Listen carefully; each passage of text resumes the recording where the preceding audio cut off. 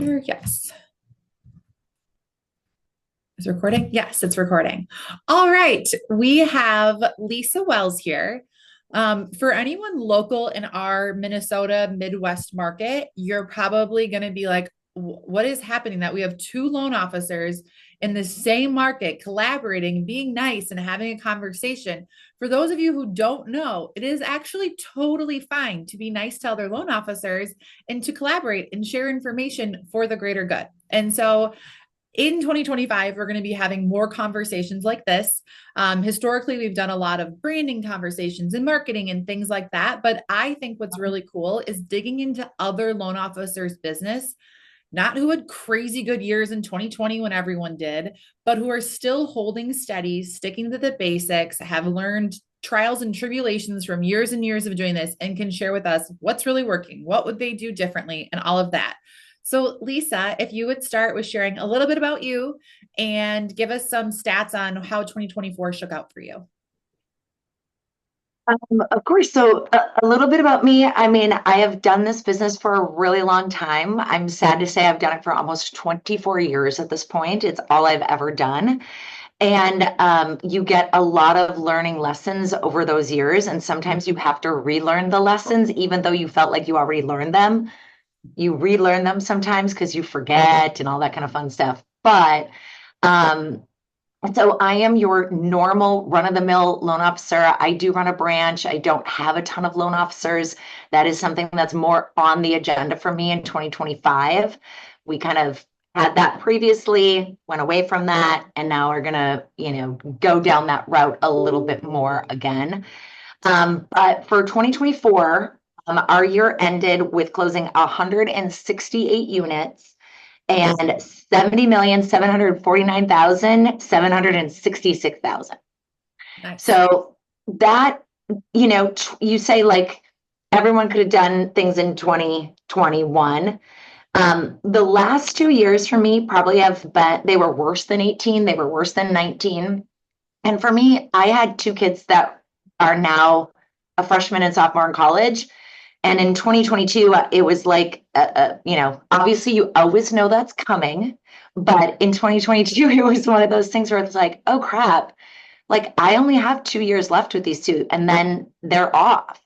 And so, really, in 23 and 24, I would, not that I took my foot off the gas, but I became okay with being okay, if that makes sense. Yes. Because my thought process was like, I'm going to not miss anything. We're going to do all these things because once they leave, your life's not really the same. And so that was kind of the last 2 years. Ironically, it's similar to the hardest years in mortgage that I've had in a really long time. But hey, 2008 was way worse. So for all of you that have not during that time frame, this was way easier than 2008-9. But I'm really looking forward to 2025 because I just feel like I've got some renewed excitement in it. So for those of you who are listening that don't know this, this is a key fact of this, is Lisa's my aunt. I should have probably opened with that bit of information. I think a lot of people don't realize that. That is like a little unknown secret. I And wasn't sure if you actually want to say that because otherwise people never be say. like, you guys are so similar. Because I realize when people are watching a side by side video, they're probably like, hold on a second, something's weird here. So, Lisa is my mom's sister. When I was in college, Lisa called me. I was honestly like hungover, hanging out in a frat house, and she called. We were like binge watching Friends or something, and she called me. And she's like, "Hey, do you have any friends who need a job?" I'm like, I need a job. She's like, "Ooh, you don't want this job. It's gonna be bad. It's not gonna be fun. It's gonna be cold calls." I'm like, I don't know what a cold call is. I don't know what a mortgage is, but I need a job. So I'll come and do it. I remember being so nervous and I printed a resume. I couldn't tell you what I put on the resume because I hadn't really done anything. sure And I I didn't went look to at the it. office and you kind of laughed. You're like, oh, you don't have to bring a resume. Like no one else is going to do this. Here you go. Yeah. And I would help you and some other loan officers in the office. And that's how I learned the business. Mm-hmm. But what's really fun to me about seeing your business now is for those of you who don't know, I'm 34. I just turned 34. I'm a true millennial. Insufferable. I like balance. I don't want to work on evenings and weekends. You are different than that. You Mm-hmm. are like from the hard knocks. I'm a female. I have to prove myself. I Yep. will work all hours of the day. There doesn't have to be balance. I'll just figure it all out. And it's been really fun for me to see as the kids are Mm-hmm. in these final phases, you totally leaning in and being okay to say, I don't have to be number one. I have Mm, to make money to feed my family and have mhm. my take home and live the life I want to live. And maybe that's being number two or number three or not having my best year ever. Number And 56 at our company. So or I don't 56. remember the match, but I But like that. Yes. but you're leaning into, these last few years you had and all of Yeah. those with the kids, which I think is really, really fun to see and a total mindset shift. Yeah. One thing I see in our industry is that this mindset shift, by the way, I prepped Lisa with some questions and now I'm going to go rogue and not probably answer any of the questions. But one of the things I've seen in our industry is this mindset shift of everyone's talking about your why and that you don't have to be number one and you should only have to work like 5 hours a day and spend time with your kids, which is nice. But that's not what built your business. And you probably couldn't have taken the foot off the gas and still hit your numbers if you hadn't put in 20 years of really, really hard work. And some years you weren't as proud of the balance and all of that. Can you speak to if you have someone who's in this business right now and wants to grow their business, where do you think the balance comes in? Where do you think you have to say, screw it, you just have to work the extra hours? What's your philosophy on it now, seeing it both sides? I think that I do come from the school of hard knocks. I mean, I grew up on a farm, so it's like you worked 364 days a year. Maybe you got off for your birthday. Really, you didn't. But so I just always thought I could outwork everyone.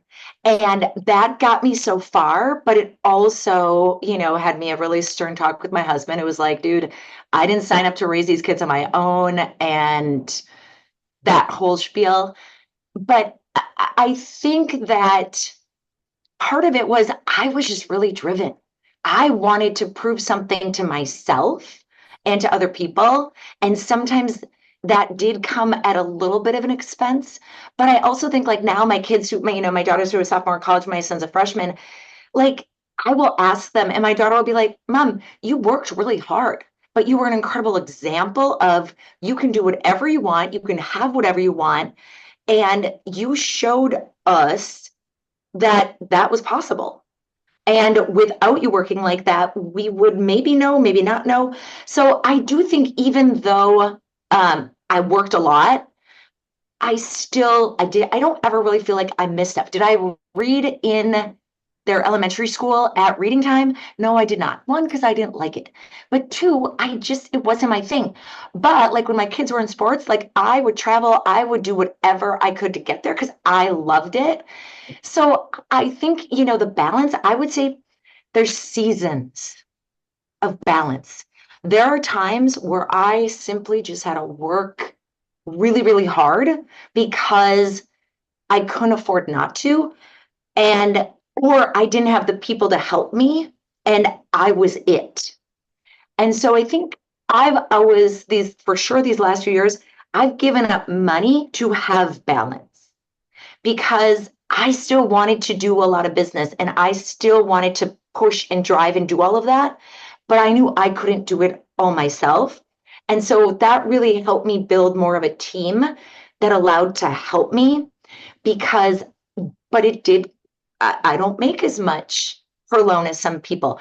But for me, that's okay because I like having a team. I like having that camaraderie, and I'll make less for it because if I do it right, it should springboard into more. So I think there are seasons of balance. I think that nowadays we have so many things that can allow us to work anywhere, work anytime, which is good and bad, Mhm. right? Back when I was starting, like you had to be here, and so it Yeah, was you're very different. probably one of the few people I know that I think still, I mean, do you still work? You still are in the office 40 hours a week, right? I do, yes, Yeah, but yeah. do I You're work looking from at, home? I could, yeah, but but you go it's to the just, office. Yeah, I go to an office because for me, when I work at home, it's like I will start working at 7 a.m. and I won't stop because it's just good for me. I like yeah, it. And yeah. then it was like, there's no like shut on, shut off for me. It all just blended.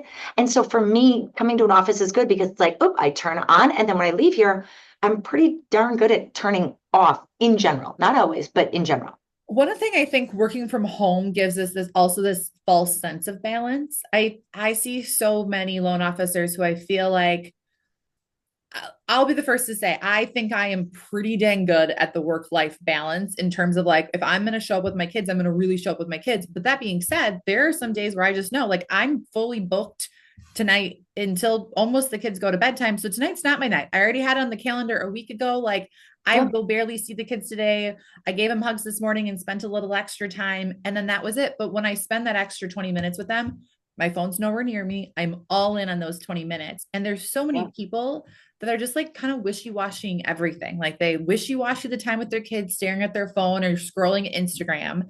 And then when they're at the office, they're wishy-washy on that. So when they get home, they still have to respond to emails instead of going, I'm here for an hour. I'm really intentional and this is what I'm doing. I'm with my kids for an hour. I'm really intentional and this is what I'm doing. And let's call it what it is. Like you said, story time, not for me. There are so Yeah. many things we do with our kids where you're like, I don't, what, why am I like, this isn't it. I Like, don't like it. I don't like it. This isn't it. I'm not actually spending time with you. I'm pretending to spend time with you. Why don't I just take an hour and do something that we both enjoy together, fills both of our cups, and you get that really good quality time? Because for me to just pretend that we're spending time together when I'm actually on my phone isn't really it. And I think, I'm definitely dating myself, but if you think about the olden days with a TV that had a knob, like I always think of like, this is a legit thing. But like, when you half arse it, right? Like you're at work, your kids are calling, maybe they're in the background, you're kind of half watching them, you're half working. I've never really been that way for a long period of time. Like if I'm at work, I work. Like my husband to this day, if he calls me during the day, something's on fire. Because I'm like, I've got 10,000 calls, buddy. You're not it. What do you need? Even my son today called and he's in college. And so like normally I'd be like, oh my God, he's actually calling me. But today I was like, dude, what's up? I'm in the middle of something. He's like, what's your year of birth for my passport? I'm like, okay, I got it. You good? Yep. It's not like, how's the day? What's going on? No. And so I do really think that. And I think that when you are kind of playing in between both, you kind of half arse both and both suck. Yeah, I agree. I agree. Um, okay, let's talk about in this business, being married, having kids. At some point, I'm sure I was gonna say your husband. It's so awkward for me to say that. I'm just gonna say Kevin. He's my uncle, so I can't just like pretend like I don't know him. At some point, Kevin had to look at you and be like, "What's the point? What are we doing this Oh, yeah. for? What do we really need to have more? What are we trying to do here?" And I think one thing in this business that I see over and over, so largely the people that will listen to this will be probably loan officer women under the age of usually like 45, 50 who feel really stuck. That's just generally who I find is interested in what we're creating. And the reason I think people sometimes feel stuck is because they're so scared to actually just say what the dream is, to say what the goal is. They feel like they're not supposed to have these big dreams and goals for themselves Yep. because they have kids and their goals should be for their kids, because their dreams should be for their kids, because their dream should be for their husband to put him on a pedestal instead. And so I find women go to these conferences and I'll talk to them there and we'll have these inspirational conversations of all the things they're going to go do. And I could talk to them 4 days later after they're home and they're like, sick kid, couldn't do it. And in my head, I'm like, what does your husband do? Could you split the roles of like who takes the kid to the doctor and whatever? At any point, did Kevin look at you and be like, this is BS. I don't want this. And how did you say without being selfish? Well, this is what I want. Um, Definitely. And I think being able to articulate that and be okay with it, like there was a very aha moment. My kids are 18 months apart. So they were very close together. And I'll be honest, those early years, work was easier. It was easier for me to come to the office than juggle them. And my husband was a police officer, so he didn't have a lot of flexibility. And there were times where it was like it was a sprint to get him out the door. It was a sprint to pick him up. Can you pick him up? I'm late on this. We agreed on this. We didn't do this. And there was those conversations. And very much so, he said, I don't want this. This is you. You want the big house. You want all this. And he was right. He was right. And not that it was a big house, but I just wanted to feel accomplished And this was the only way that I knew how to do it. And I masked it like, I'm doing this for us. I'm putting a roof over our head. I'm doing all this kind of stuff, which, just so you know, don't ever say that to a dude because they just go, ah, ah. So that, lesson number one. But he was very good about saying, Lisa, we never asked for this. The kids never asked for this. I never asked for this. You're doing this for you. And if that's what you want, okay, but we got to have better boundaries. We got to have better stuff here because if you're going to do that, it's for you and we have no expectations, but we still need the mom and the wife here. Yeah. And that was really that hot. And honestly, I remember that conversation like it was yesterday. And that was really when I was like, okay, I've got to figure this out. And it's really how I started to build the team. It was really when I decided, okay, I have to leave here, start here, and be okay with, Yeah. I may not get there, but Did you ever I have owe that, it. like, the piss client of the night or the missed opportunity where you're like, Yes, if only yes. I didn't have this husband who didn't like this balance and I could be the person who, Oh, because if you're the husband, like when I see guys get on stage, I always am like talk in these conferences and things like you that. got a wife. You have a wife who stays home and is like your personal caregiver. like, Yeah, like yeah. I walked in yesterday after after being at the office all day. I had gotten up at 4:50, left for the office at 7:30 to do drop off here and drop off there. And then Yeah. I run in the door and dinner's kind of in the oven, but Lane's on a phone call and I run in the door and I pick up crew and he throws up all over the clothes I'm wearing. I'm like, oh, I don't even have a clean shirt for tomorrow. I was going to hopefully wear this one twice. That was not part of the plan, right? But those are like, you're just in Yeah, it sometimes and there isn't really that's life. honestly balance. It's just, I think maybe getting like right now, I'm just learning the scale of like just not caring. I'm like, that's fine. I'll just laugh about Oh, it because there is no, if I get frustrated, it doesn't do any good. the amount of times I came to work with spit up on my blazer or in my hair was overwhelming. It just is what it is. You care less. But the other thing is, like, everyone's got the struggle. So to pretend that you're wearing some, Wonder Woman cape and that you've got it all figured out, that was the other thing about being authentic and being and owning and sharing. Like, I don't have it all figured out. You said before, like, some people watch this feel stuck. Shit, I feel stuck sometimes. It's normal. And being able to talk about it or work through it or have a mentor or something, those are the things that kind of move you to that next phase.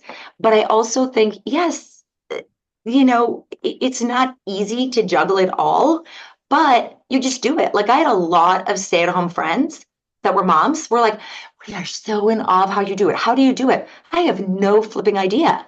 I don't have a choice. I just do it. Like, this is my life. Yeah. Okay. So you built a team. You had this aha moment. You built a team. You figured it out. You found coaching, right? Hmm. And is that how you learned the baseline of how to build your team? Yeah. I And mean, yeah. and then what does your team look like today? So, yes. So, coaching, I started working with the core training in 2009.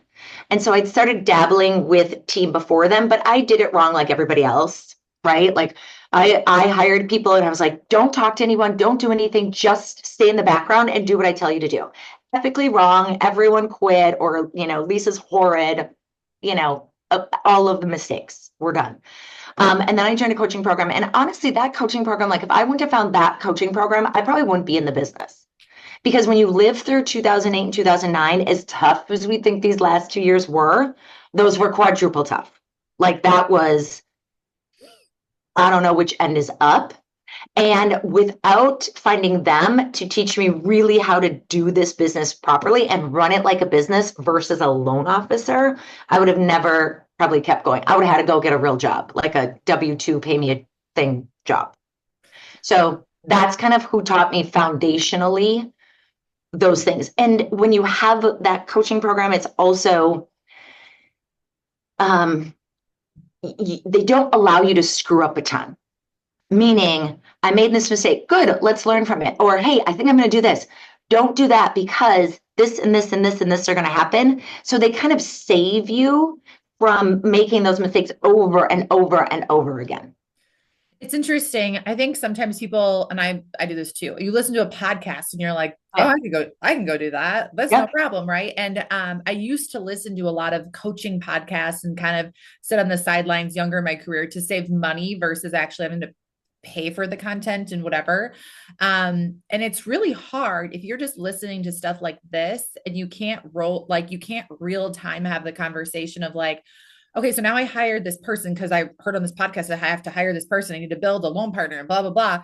And now Yeah. my loan partner asked me this. What do I say? Now my loan partner wants a raise. What do I do? Am I supposed to give him basis points? Am I supposed to give him file bonus? Well, here's the pros and cons, right? You kind of really Yeah. need someone to look into your business, whether it's someone at your company that's leading you, whether it's your coach, whatever it is, but you really do need Uh, someone to look at your business and go, no, no, no, no, this is where things are going to go crazy. Well, and I think it's really easy for, I mean, I coached for the course since 2012 until 2023, took a hiatus a bit in 24. Now we launched Impact, which is a few of us from the core. Um, but it's super easy for me to look at someone else's business and go, oh, boom, boom, boom, boom, boom, boom, boom. But it's a lot harder to look at my own business because I'm emotionally connected to the team members, to the clients, to it. And so it's a lot harder for me to do some of those changes, even in my own business, without someone else going, "Zhunk." Yeah. It's so funny. Like I've had Shannon on my team now for I don't even almost 7, 6 years. And her Mhm. and I are yin and yang and it works, right? Now we've grown the team and we have other people. And yesterday I had a realtor, age-old scenario, say, well, I don't want to talk to your new person. I only want you and Shannon. And Mhm, instead mhm, of mhm. every coaching, every conversation I've ever had that I would tell someone else went right out of my brain. And I replied, oh my gosh, 100%. I got you. Don't worry about it. Cause you're like instantly like, oh, of course, of course, of course, I'll fix it, even though I know the answer should be completely different. Hey, I got you. I'm a business owner. This is what we're doing. You trust how I run a business. This is the person that's in this role now. This is how the team is going to work. I've got you. Don't worry about it. But it's so hard when it's your own business and you need someone to constantly be telling you, no, no, no, no, no. That This is what you have to scarcity do. mindset Yes. always sinks in. But at the end of the day, like, because I've had that too, and there are definitely growing pains, and I've said, no problem. But I've also said, well, here's why I'm growing this. And the most important thing to you is our responsiveness and to make sure that you're getting your questions answered. And if you always want me, I may not, that is going to fall off. Yeah. And so, there's all those things, but yeah, I've done it too.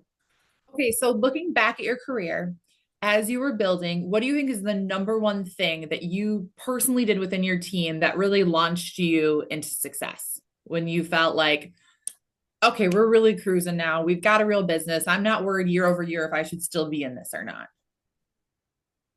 I think in 2023, I said that to myself. I don't know if I can do this anymore. I don't know if I'm cut out for, I mean, because those are just right, your insecurities coming into play.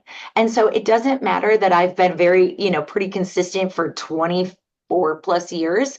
Just those never leave. It's what keeps you edgy. It's what keeps you getting up and going, oh, I got to listen to that. Ooh, I got to adjust this. Just that never leaves. Maybe a little bit less, but it still never leaves. I think with a team, there's been a lot of things I think I've done right. I think there's a lot of things I've done wrong. We're gonna I get to think wrong next. What was right fine. first? I think um, for me leading the team, it's always being me being coachable and always wanting the feedback and not poo-pooing the feedback, but taking the feedback and going, okay, I heard you. Here's how I'm fixing. Because if your team or your clients or your partners give you feedback and you take it and go, yep, and then nothing changes, wow, that is a huge trust barrier that you just busted. Mhm. And so I think for me, I've always done that. I think the other thing the team knows I'm not above anything. Like I do not love doing the dishes in the office, but I will do them sometimes because it bugs me too. But there's nothing that I won't do. I will sit down and we'll troubleshoot alone. I will do this. I will jump in and try and do this. So it's always about that we're stronger as the whole. No one individual can make this thing function. And what do you think over the years, if you could go back and go, oh, this is something I should have done differently, I should have handled differently, whatever, what would that be? Um, really staying consistent. The number one thing, staying consistent with communication, partners. Like sometimes, giving up where it just takes a little bit longer to yank them. I have probably given up on more partners or real estate agent or business people than you've ever called on because I get bored, I get irritated. I'm like, I don't understand why we're not clicking and moving forward here. But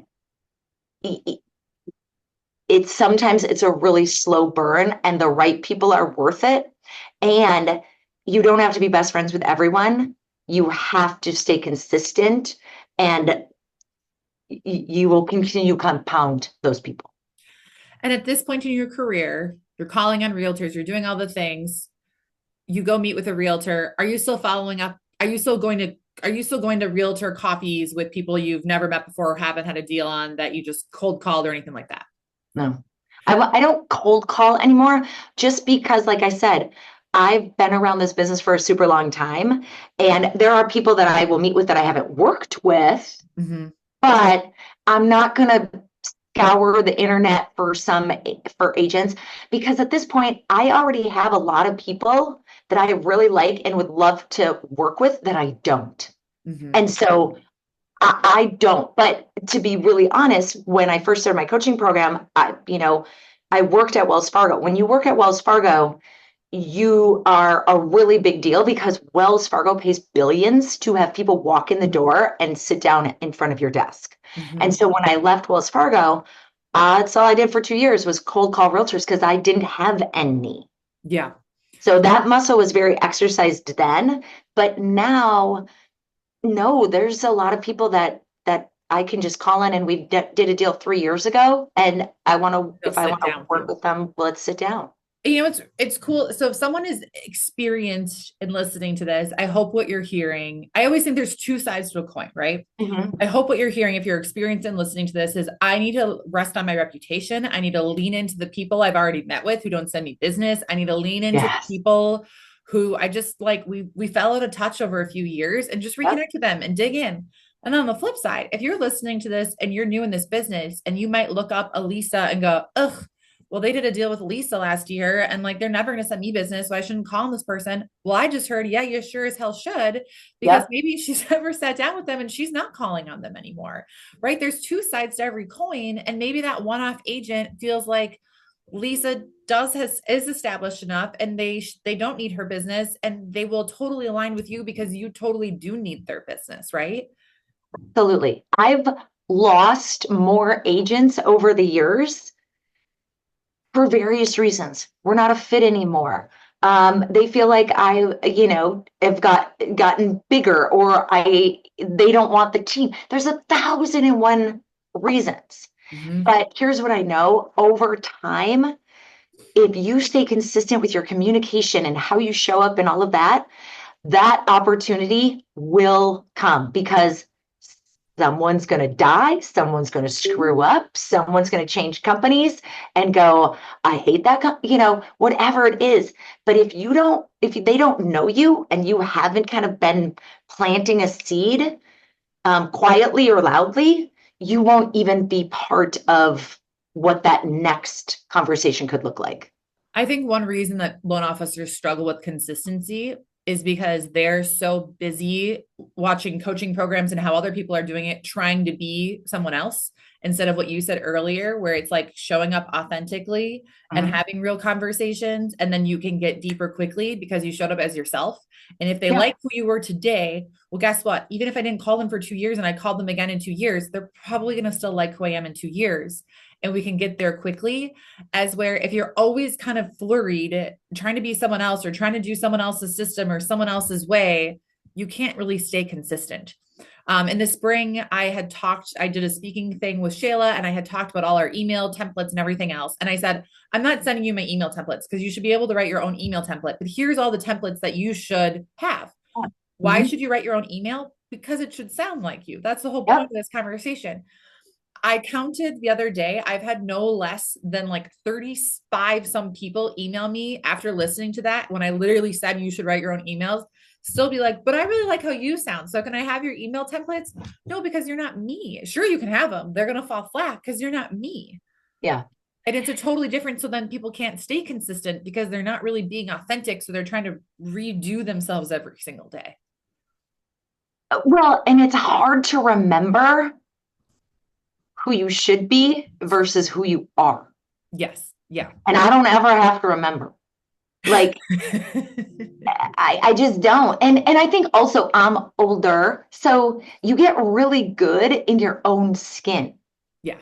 and you care less what people think and you care more about what you think about yourself and Yeah. how you're showing up I think on. you also, once you have kids and you're running a business, someone said the other day, how do you just not like, you always seem so calm. You never seem stressed out. I'm like, I think I'm too tired to get worked up anymore.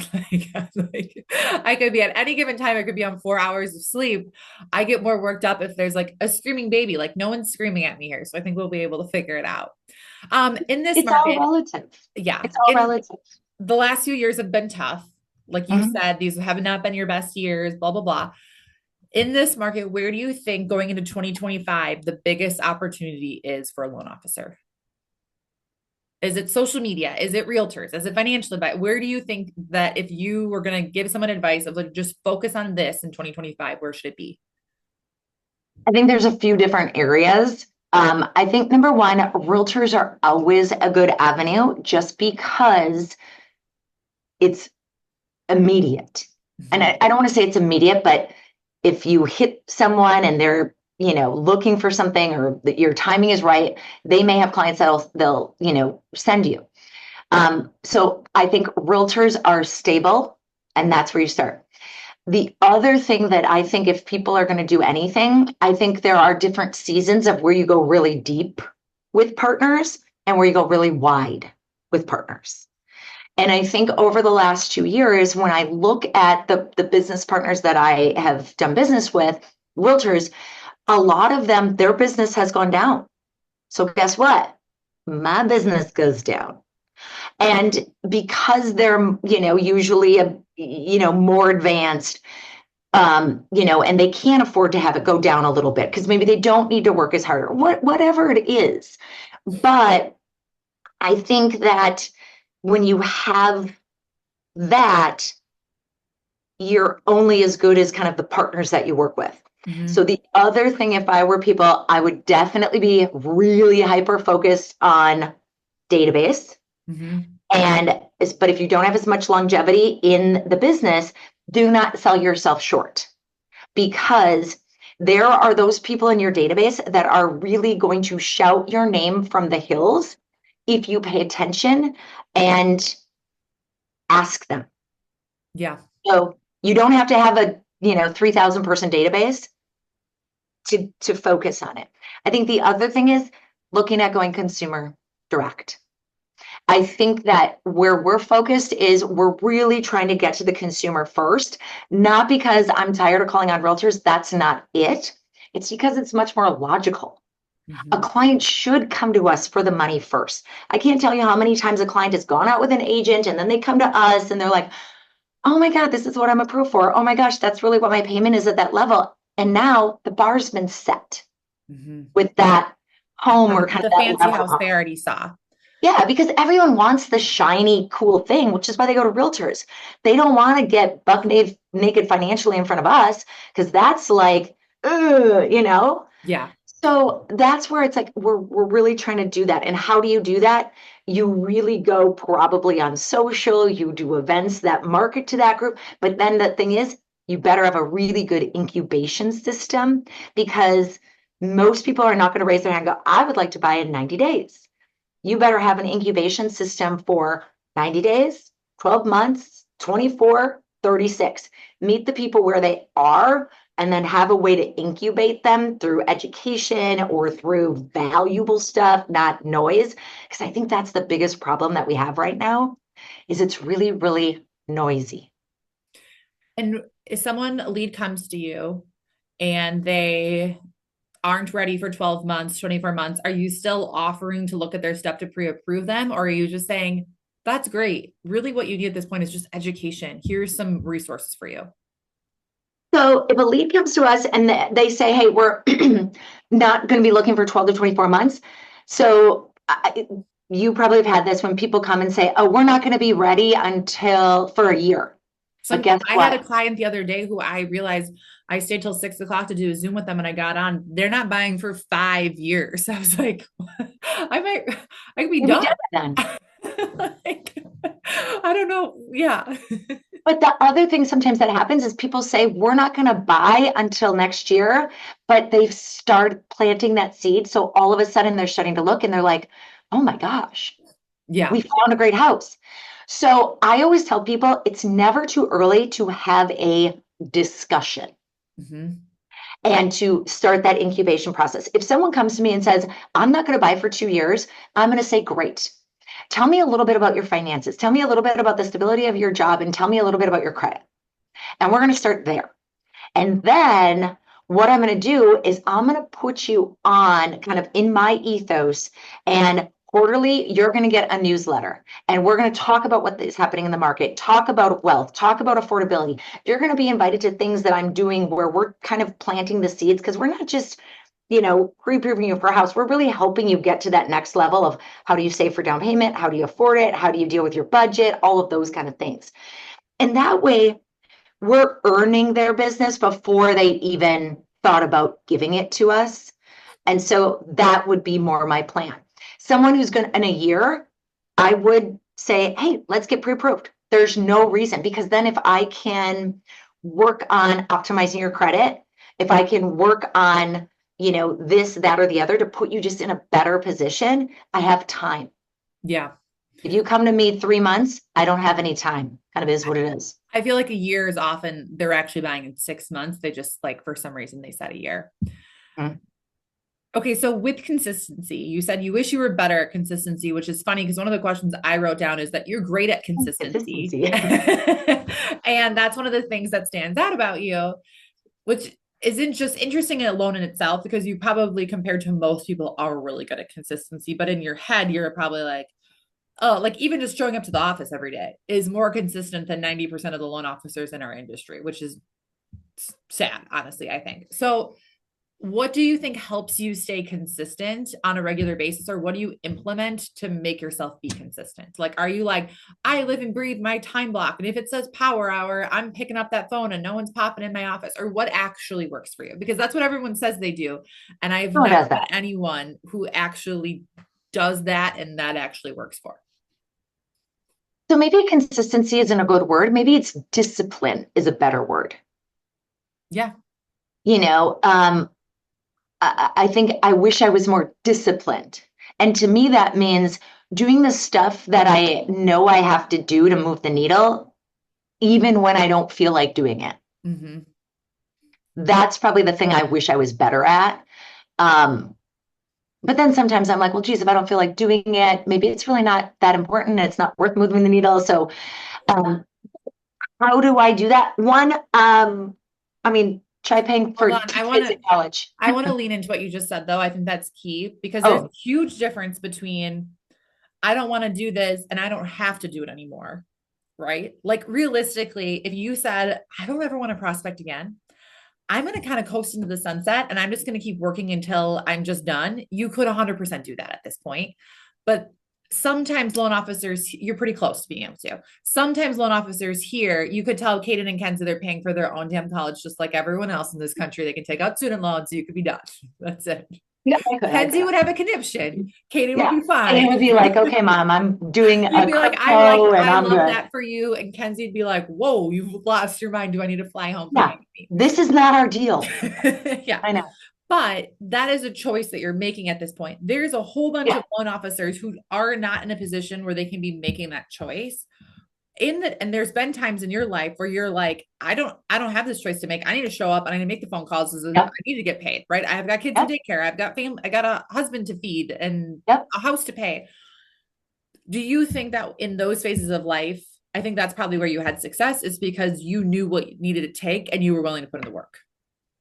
Willing to put in the work. And, it's like when you do stuff before you go on vacation, it's like you try to button stuff up. That's what it's like when you're broke and you're looking at the end of that savings account or that 401k and it's dwindling because that's what you're living on. You get very focused Mm-hmm. and very dialed in, and you're going to do whatever you have to do. And there are seasons of that too. Mm-hmm. Yeah. And you're going to do it. Now, would I do today what I had to do then to survive? No, I wouldn't. But there are different things that I do today that I have much more impact than some other things that I do. Give me some examples because I think that sometimes people hear, I need to call 100 realtors and I need to do this. And it's like all of these big over the top things. And I've found I actually don't need to talk to 100 realtors. I need to talk to five that I have a really good relationship with. And I can call three people today and go, I have no freaking loans for the month of January. Who do you got? What rocks can we turn up? Whatever. And that is what I was missing 5 years ago. That's what's elevated my business so much now is that I have the deep relationships versus all this Yep. like, I'm here and I'm here and I'm here and I'm dropping off drop bys at 15 offices, but I can't even remember anyone's name because I've met so many people. At what Yeah. point does that shift? And where do you think you get the most impact now? Well, I think for me, like I very much like the relationship aspect of this business. I like the deeper relationships because I hate surface level conversations.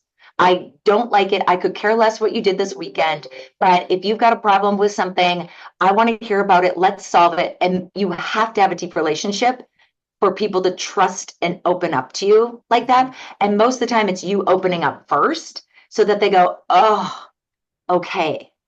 Mm-hmm. So very much I focus on more of those relationships. And that is what fills my cup. But I can't be best friends with everybody. So there does have to be more of a marketing concept that goes along with this business too.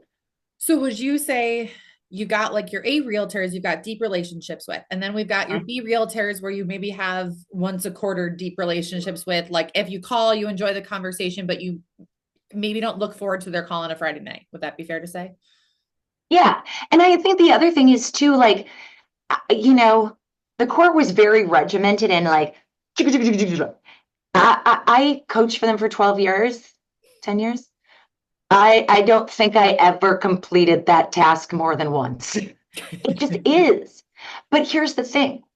If you want to be calling number one the right people, the people that you like, the people that you want to work with, the people that do business. And I could never get through that many calls because we had real conversations about real stuff. Mm-hmm. And that's what deepened the relationship. And for me now, I want to call 10 people a day and have a meaningful conversation. That's it. Yeah. There are some people that they have to call 50, 60 people in a week because they're just not great at conversations or uncovering things or asking for things or getting that agent to trust or whatever. There are other people that can do 15 calls and they've got leads oozing out of their eyeballs. Yeah. It's the skill set that you choose to learn over time that will make that difference. And I think the confidence and the certainty yourself to go, I'm okay how I am, spit up in my hair, throw up on my Yeah. clothes. I'm going to show up and say, this is what's going on today. And either this person's going to instantly relate, or they might just not even be your person. And maybe you keep Yes. this coffee short and know, like, I'm not going to call you every Monday because Get the like, H out of there. yeah, like it just wasn't worth it. Okay. Yeah. As we kind of wrap to the end of our session here, is there anything that you would say for a loan officer who's been in this business for about 5 years that you're like, here's the biggest piece of advice I can give you. Here's where to focus your time. Here's what I would be going to do if I were you, that doesn't have 3,000 people in their database, that doesn't have 20-year of a legacy business that probably phone rings and things like that. What would you focus on? You're 5 years in 2025. I would say you've probably got to go to the realtors because that's where the business is. Mhm. You also have to go to the public, but I would say your give a shit attitude has got to be off the charts. Lean, You tell me more about that. you have to care more about the agent, the partner, the client than you do about your own pocketbook. Bottom line, I think there's tons of money that is made in this business, but I also think that's the problem. There's tons of money that can be made in this business. And when we look at, like a Rocket Mortgage or something like that, they are a conveyor belt. They've got chatbots. They're 24/7, blah, blah, blah. I can't be that. I got to be the opposite, right? Mhm. So I got to care more. I got to be willing to talk to them and go through a budget. I got to be willing to, talk to the realtor and go, hey, I've got this listing that's sitting. What's a strategy that you can help me get it listed? Can you reach out to some of your pre-approved clients to see if they're, whatever it is, your give a shit factor's got to be higher than the average because that's what people gravitate to and that's what they care about. And you don't have that many. So you really got to have that with that select few so that you can build on that. I don't know if that makes any sense. That's just what No, came it to mind. does. When I worked in your office, I remember a day in which, and this was a good lesson for me to see, you were closing on an agent's construction loan, and the agent called Mhm. you pissed because she said, I don't understand, but these numbers are $6,000 off of where I said they were. By the way, this Yep. was a long, probably 10 years ago. So Yep. I $6,000 remember. then is different than $6,000 today. Yep. I And I remember. remember you taking a deep breath while you're on the phone with her. You weren't even in Mhm. your office yet, bag on your shoulder, and you're like, how much is the difference? And she said it again. She's like, it's $6,000 difference. And you said, I'll write you a check. Mhm. And I don't think you were in like the phase of life where $6,000 is No, nothing that by hurt. any Yep. means. And I know that this woman and you still work closely together today and are still friends. And Yep. she is your, shout from the rooftops, you're the best kind of person.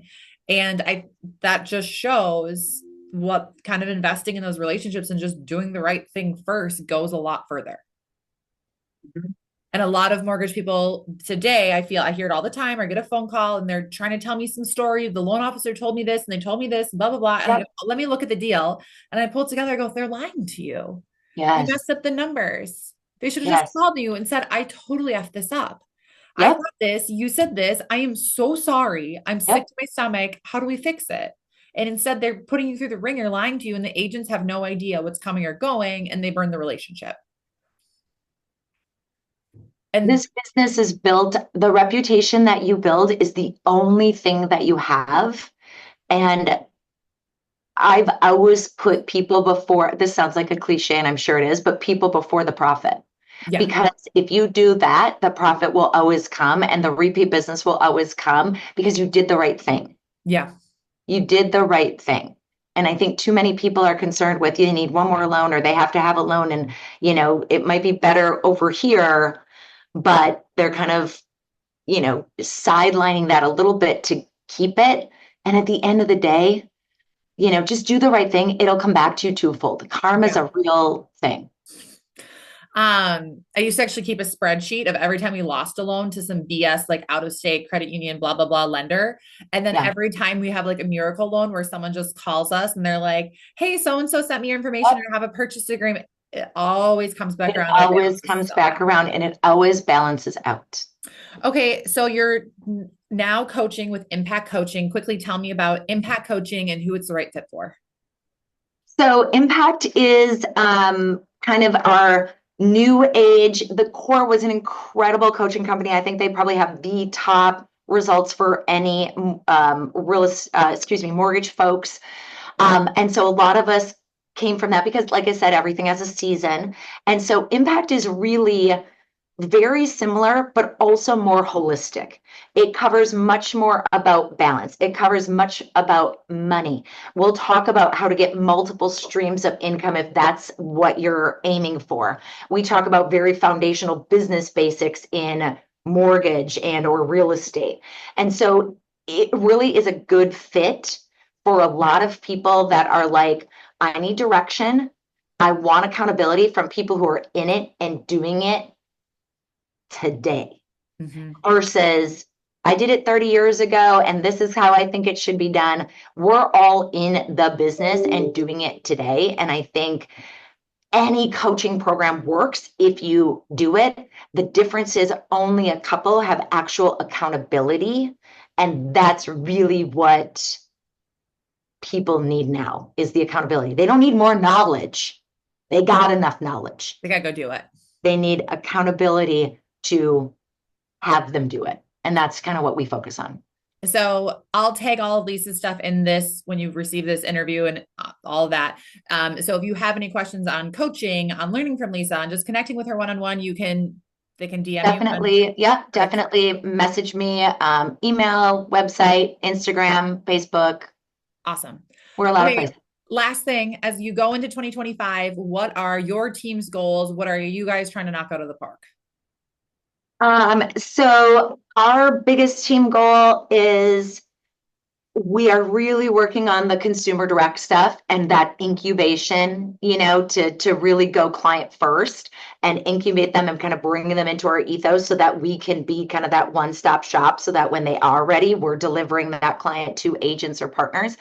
The other thing is deep diving into our database because we know there's lots. We do a lot of annual reviews. And one aha that we had, because I've done that for a couple of years, we're really expanding our partners like landscapers, painters, all those kind of things, because we're the ones doing annual reviews with clients and they're coming to us doing those reviews not only to see and make sure their mortgage is in good shape, but also like, hey, these are some improvements that I've got to do. These are some that I'm looking at forward at doing it. Let me refer our painter, our remodeler, whatever it is. And so that's something we're really leaning into as well to make sure that we're covering a holistic business and then leveraging those partners for, hey, you get 10% off if you mention our name or do this or that. So that's something else we're leaning into. And then really looking at just growing the team, but by maybe bringing a loan officer to our goal is 2 this year. So that's the other thing that we're kind of focused on. Baby steps for me. And how many people are on your current team, your personal production team right now? So right now I have 1, 2, 3. I have 4 people on my current team now, and 2, 3 of them are licensed, and so that's another thing we're kind of moving more towards doing some different blocks with them to do internal LO stuff versus just Yeah. all. Cool. Well, thank you for taking the time to do this. Again, if you have any questions, Lisa's information is all tagged in here. So you'll be able to follow her, DM her, message her. She is a great wealth of knowledge. Thank Thank you. you.